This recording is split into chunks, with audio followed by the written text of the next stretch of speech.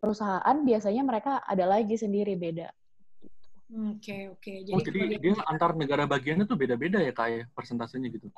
Iya, soalnya di sini mereka per negara bagian itu mereka ada regulasi masing-masing dan ada minimum pendapatan masing-masing juga. Makanya semuanya diperhitungkan, kayak mereka bayar pajak di state itu berapa, diperhitungkan semuanya. Dan mungkin kalau untuk di Amerika sendiri yang saya tahu itu, walaupun orangnya misalkan dia nggak tinggal di Amerika, tapi dia itu warga negara Amerika pun juga tetap dapat bantuan. Karena salah satu teman saya tuh dia tinggal di Indonesia sekarang ini, tapi dia warga negara Amerika, dia tetap bisa klaim apa yang harus didapetin dari pemerintah. Itu sih canggihnya sebenarnya. Karena di sini membantu banget.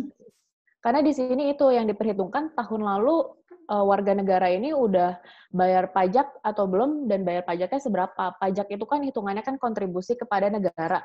Selama emang mereka udah kontribusi ke negaranya, berarti mereka emang dihitung bisa untuk mendapatkan bantuan ini. Oke.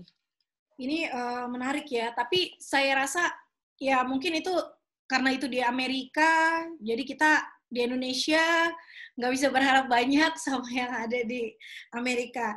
Nah, ini kita lihat di sini ada pertanyaan dari Dave Cedric ya. Dave tanya, menurut teman-teman ke depannya dunia tourism mesti bagaimana? Nah, ini mungkin terkait dengan pertanyaan saya yang berikut nih ya.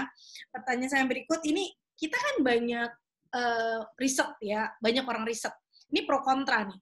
Riset beberapa negara, mungkin dari Eropa atau apa, atau yang terpapar COVID-nya banyak, itu mereka menyatakan bahwa pariwisata baru akan normal itu 2022, gitu kan. Tetapi banyak juga yang menyatakan riset bahwa pariwisata itu akan segera bangkit setelah COVID ini dinyatakan selesai.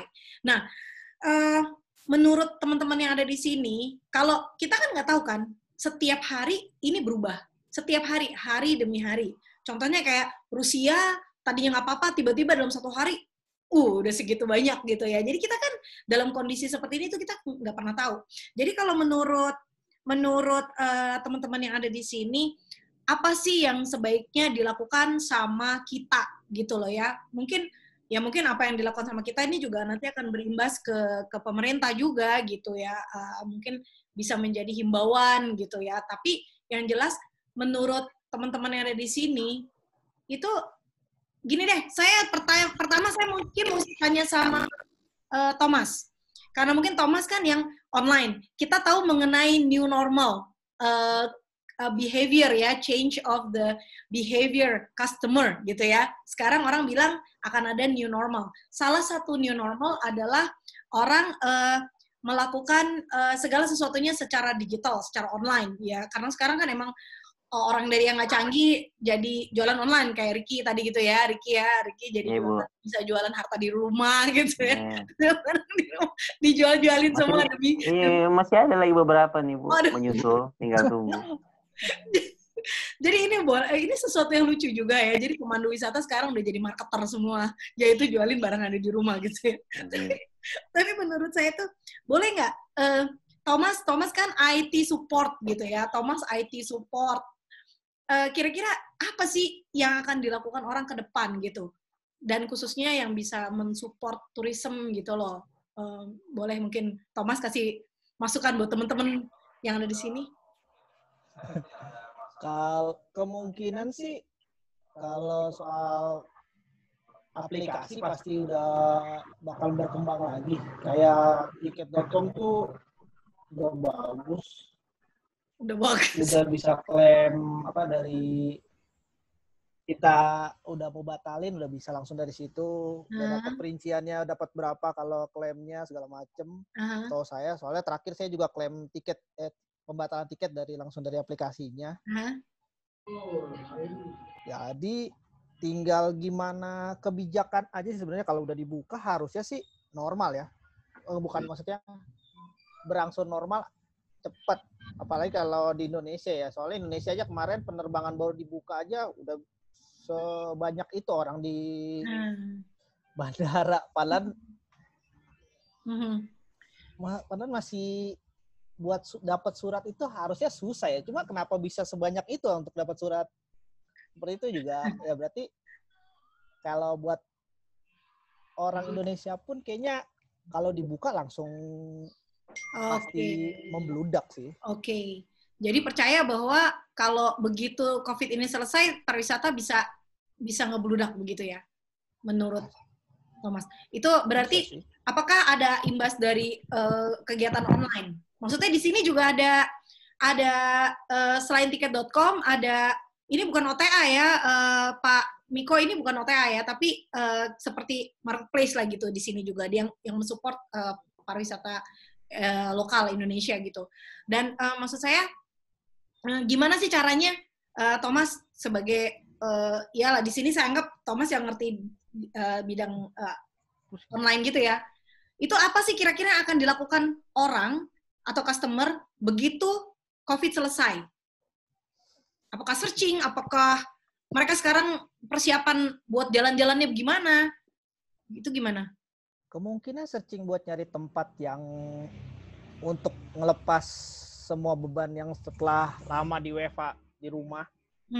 Soalnya kan saya kalau libur tuh sekarang itu kebanyakan online dan semua Instagram, pokoknya sosial media tuh rata-rata ada orang yang nge-share semua tempat wisata yang bagus. Jadi banyak referensi lah buat orang-orang yang di rumah kalau udah mulai online segala macam. Oke. Jadi saran buat teman-teman yang ada di sini supaya post aja semua sebanyak-banyak tentang objek wisata yang mau dijual gitu. Jadi kayak misalnya di daerah masing-masing atau di manapun yang dia tahu lah. Oke. Thank you. Kalau dari Anak Air sendiri ada persiapan nggak? Oke. Kayak yang tadi Pak Thomas bilang ya, mungkin digital itu akan menjadi salah satu solusi dalam situasi seperti ini. Seperti contohnya kan misalnya saya ini memang fokusnya adalah di digital marketing ya, jadi saya juga mengamati Google Keywords Trend yang ada di Indonesia itu seperti apa sih. Misalnya ini saya membicarakan keyword trendnya untuk Japan gitu ya, misalnya when Japan stop lockdown atau when can go holiday to Japan or safe travel to Japan, itu setiap minggunya dia selalu meningkat 6-7% untuk pencarian kata-kata liburan ke Jepang. Itu sudah mulai meningkat lagi. Jadi grafiknya tadi mungkin dari awal ketika sudah mulai diberlakukan, COVID ini sudah menyebar di Indonesia, itu memang grafiknya turun.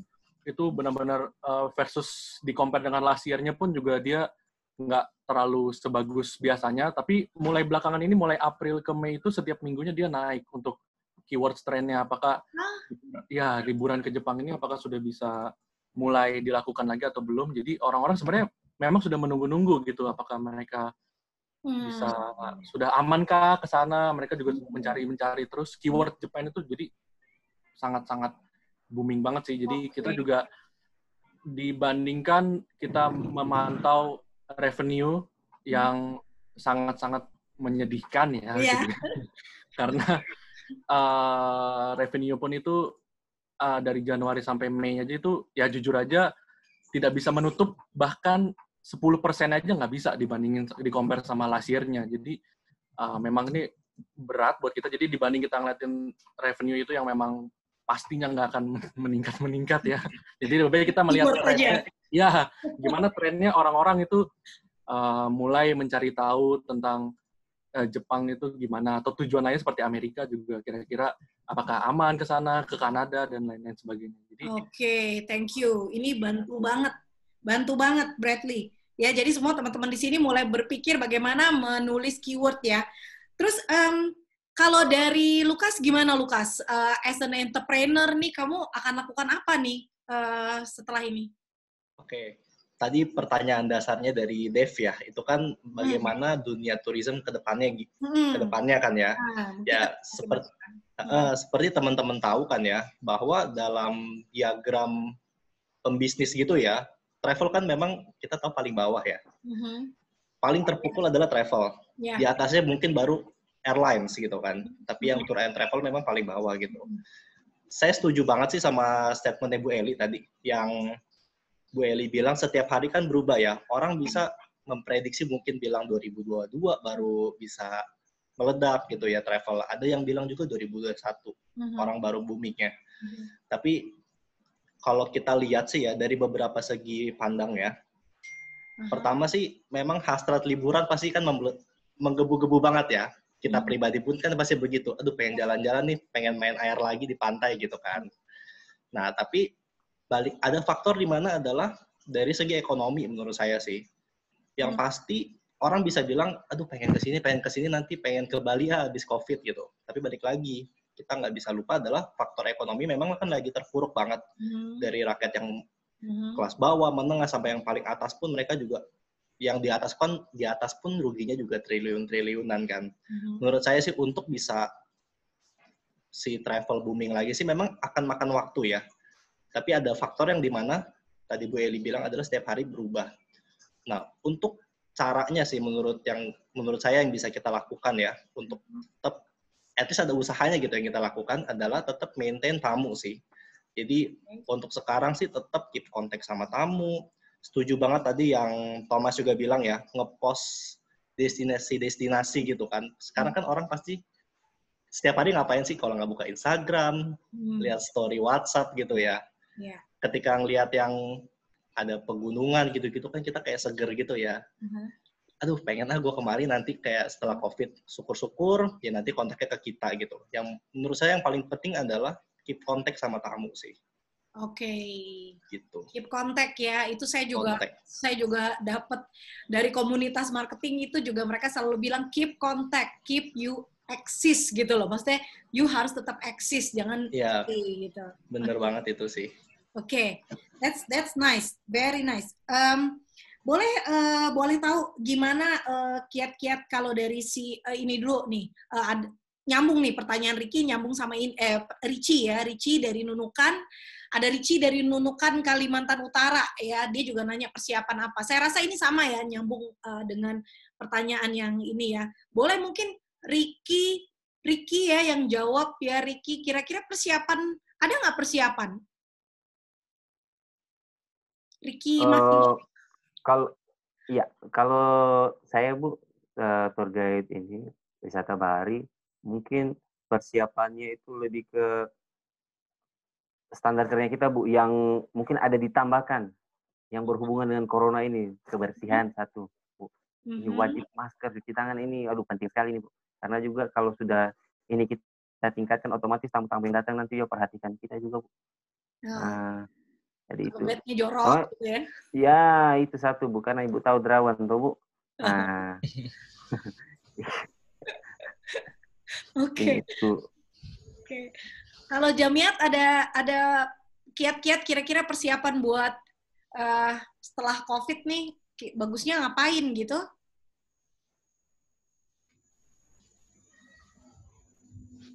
Kalau kiat sebenarnya Mbak, kita mempersiapkan di Lombok. Teman-teman itu sekarang karena kebanyakan beralih profesi, terutama yang bagian daerah objek wisata. Jadi sebelumnya sih belum ada kiat-kiat. Jadi mereka bakal lihat dulu perkembangan pariwisata kayak gimana. Apakah soalnya di Lombok kita kiblatnya Bali. Kalau kita ke Bali udah mulai rame, jadi Lombok udah persiapan. Mulai membersihkan gili terawangan, gili air. Untuk wisata kita sediakan hand sanitizer, masker gratis atau seperti kayak gitu, Mbak. Mungkin Jamiat, oh ya, gimana? Sebenarnya Bali aja sih kita tunggu bagaimana perkembangannya.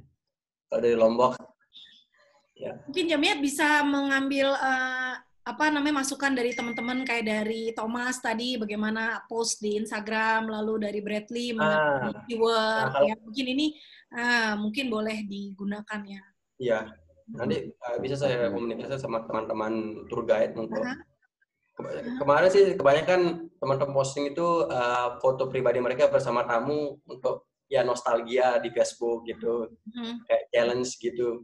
Jadi mereka memposting foto mereka masing-masing. Jadi besok mungkin kita akan memposting atau membuat video vlog gitu ke setiap objek wisata karena kan habis puasa fresh balik pergi. Pasti kayaknya Oke, rata-rata bosan di rumah, pengen nostalgia balik lagi dah. Meskipun ada tamu, kita jadi tamunya sekarang liburan. Oke. Ya. Jadi bagus tuh ya, begitu ya. Semangat. Kalau boleh tahu dari Loren di hotel di Arizona sana, apa sih prepare-nya?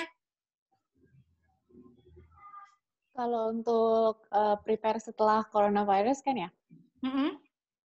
Kalau untuk itu marketing sih itu paling utama kalau misalnya di sini. Social media.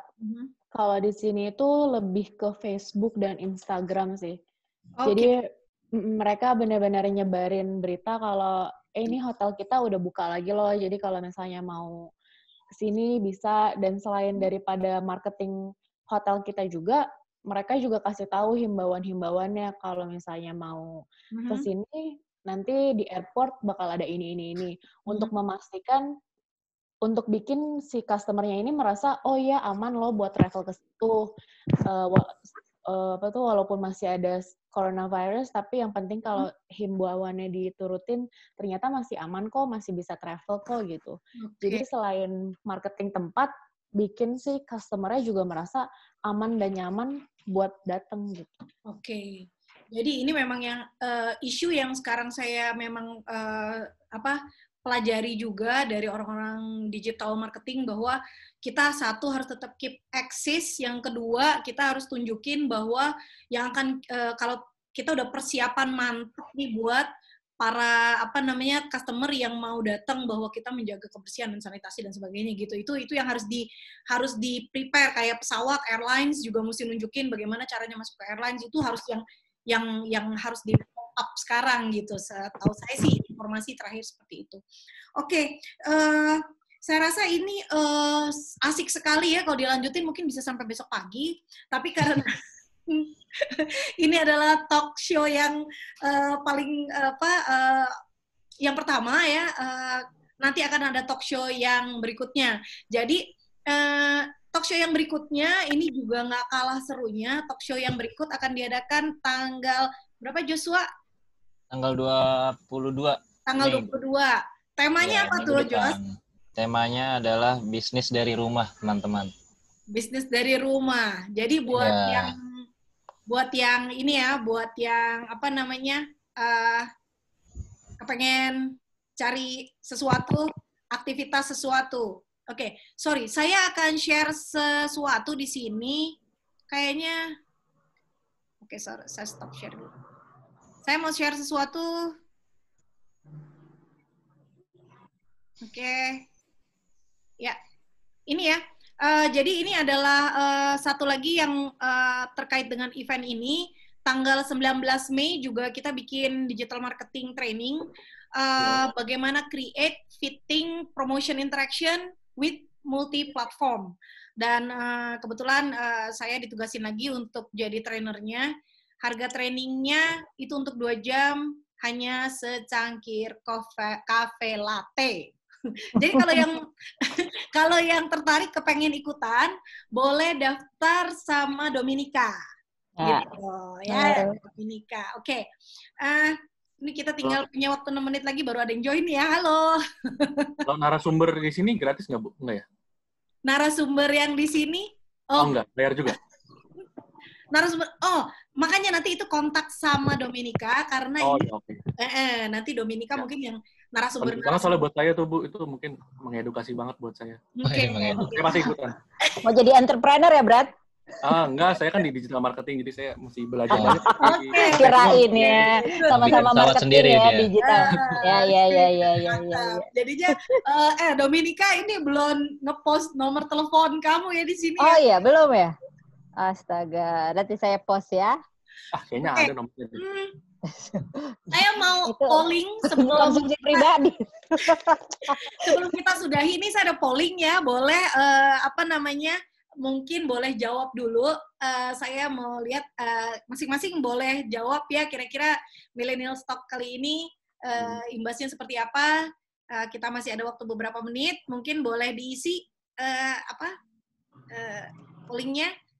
Kalau nggak kelihatan kasih tahu saya ya. Oke. Ya. Jawabannya semuanya kenapa sama ya? Karena udah diundang, Bu, nggak enak aja. Enggak, Bu. Itu jujur dari hati. Nanti nasi kotaknya kita gojekin ya, Bret. Oh, siap, Jos. Oke. Buat buka puasa. Oke, ini kita masih nunggu ya. Dari 40 attendees, ada beberapa yang apakah talk show ini rasanya menarik ya. Bilangnya lumayan. Wah, ya berarti kurang menarik nih. Mesti ada sesuatu lagi ya. Karena siapa yang punya ide juga buat dibikinin talk show, itu juga boleh kontak Josube. Jos, gue pengen dibikinin kayak beginian, kontak aja Josube. Atau mau dibikinin webinar. Di sini juga ada orang-orang tamu-tamu saya yang lain nih, tamu-tamu kita di sini yang lain boleh juga ikutan kalau butuh webinar atau talk show seperti ini bisa info kepada Josube dan Dominic ya. Oke, ini progres baru 65% nih. Siapa yang bisa jawab? Oke, jadinya saya mau yang menarik buat saya, karena saya orang digital marketing mungkin ya, yang menarik adalah bagaimana caranya kita menghadapi setelah COVID, yaitu dengan saat ini kita tetap eksis di dunia maya, kita tetap eksis menuliskan apa yang menjadi sesuatu yang nilai jual kita, terus menuliskan apa atau bikin vlog atau blog atau semuanya tentang sanitasi, tentang segala sesuatu gitu ya. Tetapi yang sekarang dilakukan saat ini ya, kalau Thomas kan main game, kalau Jamiat ini jualan ya, jualan di pasar tradisional ya. Kalau Ricky jualan gitar, ya Rick ya. Ya Bu. Kalau Gio dan Cika lebih ke olahraga gitu ya. Jadi ada saja hal yang produktif. Oke, kalau misalnya ada di sini teman-teman yang hadir di sini punya opportunity buat teman-teman yang ada di sini saling berbagi, boleh ketik aja di chat atau mau ada yang ditanyakan teman-teman. Oke, ini Osel pamit dulu katanya. Oke, sekarang kayaknya udah semua. Apakah dari audience? Sekarang saya mau nanya dari audience. Mungkin ada yang mau tanya, boleh ketik di chat. Narasumber yang ada di sini siap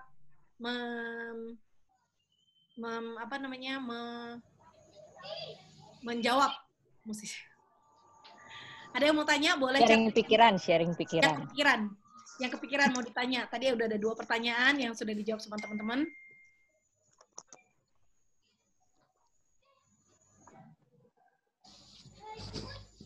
Tanya gitu tentang airlines gitu. Kasian gue sama Gio diam-diam aja nih. Ya, Gi. Tapi jangan nanya refund-nya kapan keluar ya guys di tiket. Jawab. Mungkin saya punya satu pertanyaan terakhir ke airline.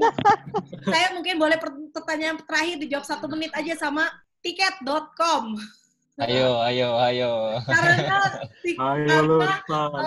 tiket.com ini cukup jadi dimusuhin gitu. Gimana perasaan kamu kerja di tiket.com? Sebenarnya kenapa dimusuhin ya? Saya bingung sih, Bu. Kenapa kita harus dimusuhin? Karena tiket.com ini adalah opportunity ke depannya. Karena yang bisa kita lihat nih, contohnya kayak sekarang. Travel, bukannya saya... Travel konvensional itu sebenarnya bagus. Karena info yang didapatkan tamu itu lebih jelas daripada yang dia baca sendiri. Kalau dia beli dari... info yang didapatkan tamu itu lebih jelas kalau dia beli dari travel konvensional. Tapi kalau misalnya dari tiket.com, setiap travel agent itu ada plus minus, Bu, menurut saya. Kalau dari online, dia baca dan jadi dia harus menelaah sendiri. Kadang ada customer yang nggak paham gitu loh maksudnya. Mungkin kita sebagai tiketingnya paham, tapi sebagai tiketernya paham, tapi customer-nya nggak paham. Sedangkan kalau dia beli langsung ke travel konvensional, dia nggak paham, dia langsung dijelasin kayak gitu. Dan juga kekurangan dari travel agent, online travel agent adalah banyak juga customer yang selalu salah memasukkan nama pada pemesanannya sendiri. Jadi nama di tiketnya semua salah total.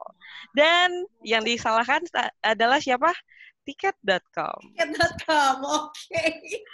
Wah, ini menarik sekali. Ya. Sorry Bu, motong Bu. Ini ya. Mas Jamiat kayaknya harus mau buka puasa ya. Di sana udah mau buka puasa ya. Iya, jadi siap-siap dulu kayaknya dia. Selamat berbuka puasa, Mas. Selamat berbuka puasa. Mas James Jamit, terima kasih banyak. Mas berbuka, James. Selamat berbuka. Semoga bisa main-main ke Lombok kita ya. Tulis ini teman-teman kalau mau ke Lombok, kalau mau ke Lombok nanti hubunginnya Mas James Jami ini ya. Oh iya, tulis nomor aja ya.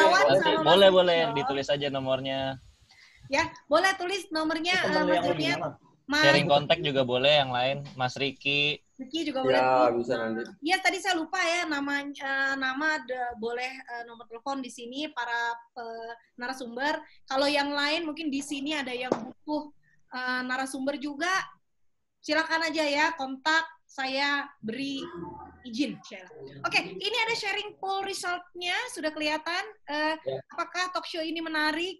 74% bilang oke, menarik ya, yang bilang lumayan, untung nggak ada yang bilang tidak ya. Terus apakah kamu ingin melihat opportunity saat pandemik ini? Ya, semua jawab iya. Lalu apakah ada training mengenai bagaimana berbisnis di rumah, kamu tertarik? Ada yang bilang iya, ada yang bilang boleh dicoba, ada yang bilang tidak. Oke, ya. Lalu yang terakhir, talk show ini diadakan dengan topik-topik lain, kamu mau hadir enggak? Lihat dulu topiknya. Oke, masuk akal. Ya, masuk akal. Oke, kalau gitu, saya rasa, oke. Jadi sekarang sudah jam 5 sore, saya berterima kasih buat semua yang sudah hadir di sini.